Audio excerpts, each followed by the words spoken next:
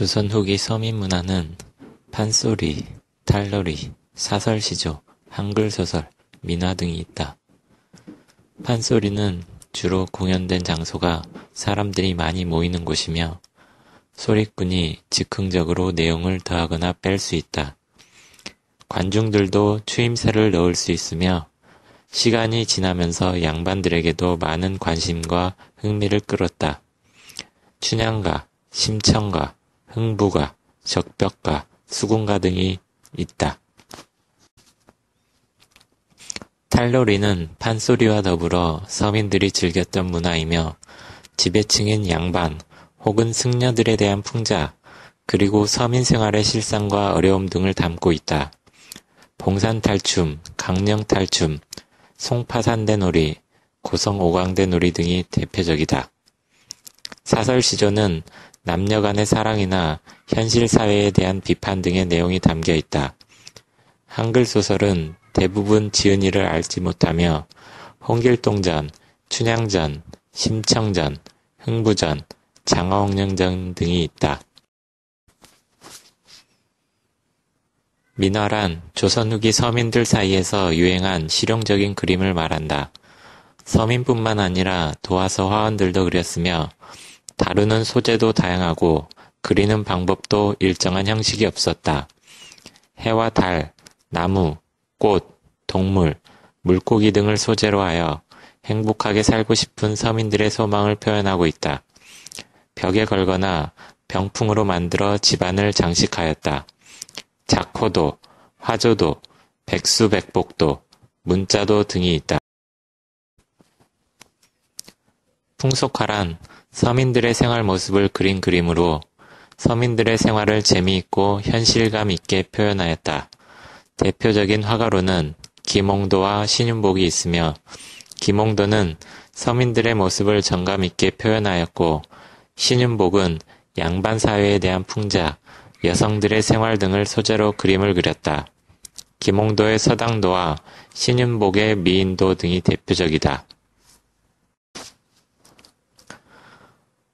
도자기는 조선시대의 대표적인 도자기로 분청사기와 백자가 있으며 분청사기는 조선 초기에 발달하였고 만드는 방법이 다양하고 생산량도 많아 사용하는 사람들이 많았다. 백자는 조선시대 전 기간에 걸쳐 꾸준히 제작되었고 실용성을 강조하여 서민들도 일상생활에서 폭넓게 사용하였다. 칠기란 나무나 금속 등을 이용하여 만든 물건의 표면에 오칠을 한 공예품으로 오칠이 물건의 표면을 보호하기 때문에 오랫동안 사용할 수 있었다. 나전칠기는 그릇이나 나무에 오칠을 한 후 전복, 소라 같은 조개의 껍데기 등으로 장식한 공예품이다. 떡살과 조각보 등의 생활용품. 옹기의 장점은 숨 쉬는 그릇, 내용물이 잘 썩지 않는 점, 다양한 용도로 쓰이고 자연과 친한 그릇이다. 서양으로부터 들어온 대표적인 물건으로는 천리경, 자명종, 고려만국전도 등이 있다. 혼일강리 역대 국도지도는 조선 전기에 제작된 우리나라 최초의 세계지도이며 당시 사람들이 중국 외에 다른 세계가 있었다는 것을 인식하고 있었음을 알 수 있다. 중국 중심의 세계관을 담고 있다. 고려만국전도는 조선 후기에 중국을 통해 전래된 서양식 세계지도이며 중국 이외에 더 넓은 세계가 있음을 깨닫게 하는 중요한 계기가 되었다. 천주교와 동학의 차이점은 천주교는 서양의 새로운 학문으로 우리나라에 전래되어 신앙으로 받아들였지만 동학은 우리의 것을 지키기 위하여 새롭게 생겨난 종교이다. 천주교와 동학의 공통점은 당시 엄격한 신분제도로 차별받던 백성들에게 천주교와 동학의 교리는 큰 호응을 얻었다. 천주실이라는 책이 전래되어 학문으로 연구하다가 신앙으로 받아들여졌다. 상민과 부녀자들에게도 널리 퍼졌다. 유교 예법에 어긋나며 우리 고유의 풍속을 해친다고 하여 법으로 금지되었다. 동학은 인내천과 후천 개벽사상을 내세웠다. 인내천은 사람이 곧 하늘이라는 생각으로 모든 사람이 평등해야 한다는 뜻을 담고 있다. 후천 개벽사상은 지금의 세상이 끝나고 백성들이 바라는 새로운 세상이 열릴 것이라는 생각이다. 조선 후기 농민들이 힘들었던 이유는 일부 지주가 대부분의 땅을 차지하였고 농업기술의 발달 결과 땅을 빌려 농사짓기 힘들었으며 지방관리 횡포가 심하였고 당시의 학문이 실생활과 거리가 멀었기 때문이다. 실학이란 백성들이 잘 살 수 있도록 실생활에 도움이 되는 것을 연구하는 학문을 말한다. 실학자들의 주장은 다음과 같다. 농민들이 잘 살 수 있도록 토지제도를 바로잡고 과학적인 농사기술을 보급해야 한다. 나라가 발전하려면 상공업을 장려해야 한다. 관리들은 백성을 위한 바른 정치를 해야 한다. 우리 것에 대한 연구에 힘써야 한다. 선진 문물을 받아들여야 한다. 유득공의 발해고는 발해 역사와 관련된 책이며 신경준의 상경표는 우리나라의 산줄기에 대한 책이며 유희의 업문지는 우리말을 중심으로 한글을 연구한 책이다. 정약전의 자산어보는 해양과학서적이며 김정호의 대동여지도는 오늘날의 지도와 비교해도 큰 차이가 없을 만큼 정확한 지도이다. 조선 후기의 농민들이 봉기한 까닭은 부당한 세금 제도로 인해 백성들의 생활이 더욱 어려워졌기 때문이고 부당한 세금 제도를 고치기 위해서이다. 흥선대원군의 개혁 정치는 부패한 관리들을 내쫓았고 능력 있는 관리들을 고루 뽑았으며 서원을 40여 곳만 남기고 대부분은 없앴다. 양반에게도 세금을 걷었다. 흥선대원군에 대한 원망은 경복궁 중건으로 인함이다. 병인양요는 천주교의 확대를 막기 위해 프랑스 선교사를 비롯한 천주교 신자들을 처벌하는 사건이 일어나 프랑스는 조선의 책임을 묻는다는 구실로 강화도를 침략하여 약탈을 일삼다가 양은스 장군이 이끄는 조선군에 패하여 쫓겨난 사건이다. 신미양요는 미국 상선의 횡포를 보고 분노한 백성들이 배를 불태웠는데 이걸 구실로 미국이 보낸 군함을 어제현 장군이 물리쳤던 사건이다. 척화비는 서양 오랑캐가 침범하였을 때 싸우지 않으면 곧 화해하자는 것이요 화해를 주장하는 것은 나라를 파는 것이다 라는 글이 새겨져 있다. 운요 사건은 일본이 강화도 초지진 근처에 닻을 내리고 바다 깊이를 재는 등의 행동으로 조선군을 자극하여 대포를 쏘았는데 일본이 초지진에 대포를 쏘아 큰 피해를 입히고 이 사건을 빌미로 일본이 조선에 통상조약을 맺을 것을 요구한 사건이다. 강화도 조약은 근대에 들어서 우리나라가 외국과 맺은 최초의 조약이면서 불평등한 조약이다. 강화도 조약이 불평등 조약인 이유는 다음과 같다. 4조. 조선은 부산 이외에 두 곳을 개항하고 일본인이 오고 가며 통상을 하도록 허가한다. 일본인이 새로운 문물을 가지고 자유롭게 장사를 하여 우리나라 상인들이 피해를 입었다. 7조. 조선 해안을 일본의 항해자가 자유로이 측량하는 것을 허가한다. 일본이 우리 해안에서 아무 제지도 받지 않고 상륙 지점을 정탐할 수 있다. 9조. 백성들은 마음대로 무역하며 양국 관리들은 간섭하거나 금지할 수 없다. 일본인의 장사로 인해 손해를 입어도 보상받을 수 없다.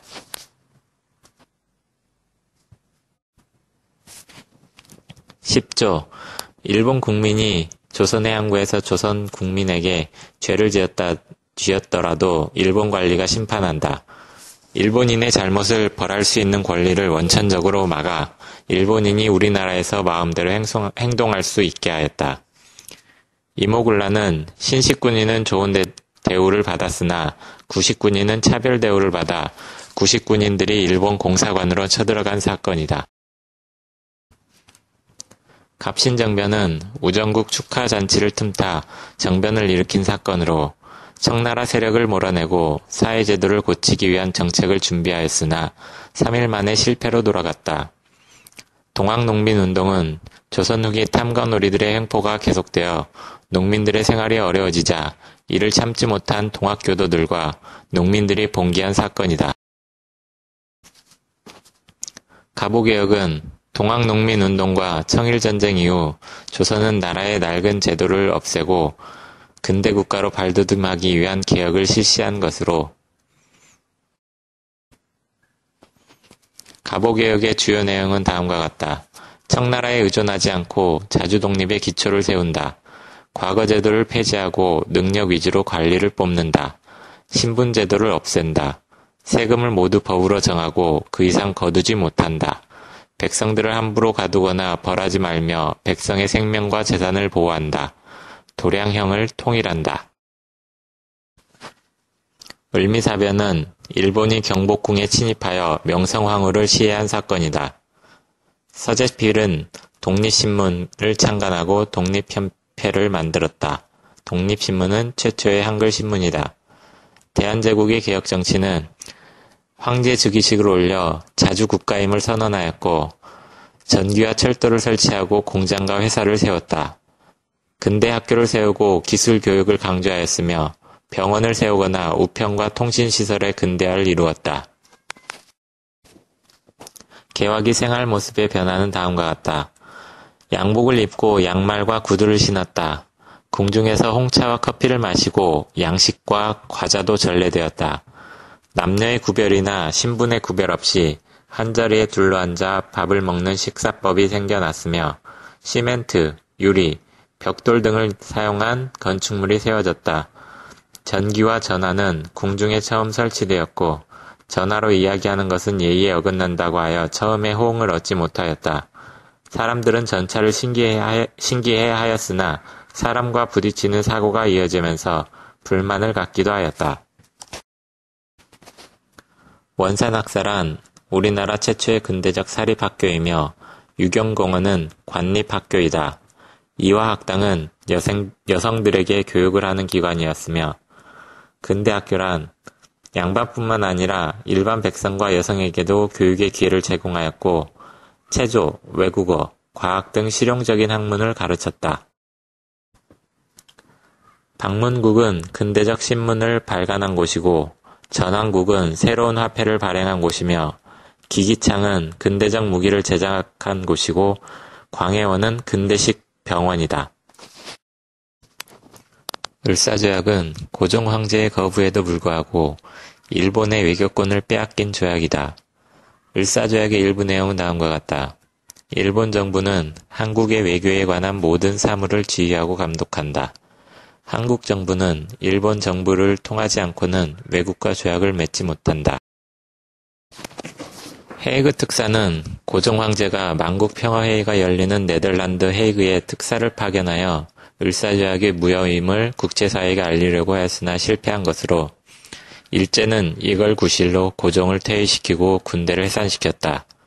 일제의 강압 통치는 우리 민족의 모든 정치활동과 민족신문을 발행을 못하게 하였으며 집회와 결사의 자유 같은 기본권을 제한하였으며 애국운동 단체를 해산시켰고 수많은 애국지사가 체포되거나 투옥되었다. 토지조사 사업은 토지를 가진 사람이 토지의 주인, 가격, 모양과 크기 등을 신고하고 신고된 토지는 토지세를 매겼으며 신고되지 않은 토지는 동양척식주식회사로 넘겨 동양척식주식회사에서 일본인에게 싼 가격에 토지를 팔았다. 산미증식계획은 저수지와 물길을 만들고 새로운 품종을 사서 심고 많은 비료를 사용하였다.